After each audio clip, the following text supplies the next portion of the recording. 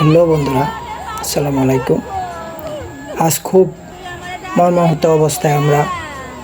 আজ আমাদের দেশ পচন ধরেছে, পচনের দিকে গিয়েছে। তা না হলে 7 বছরের মেয়ে অদর্শিত হয় আমাদের দেশে। এটা আমাদের দেশ, অন্য কিছু। মানবতা আজ কোথায় গিয়ে দাঁড়িয়েছে দেখেন।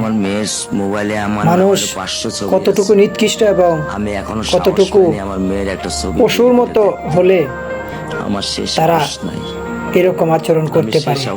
মা বাবার এই করুণ আর্তনাদ দেশ এবং জাতি কিভাবে এটা মেনে নেবে?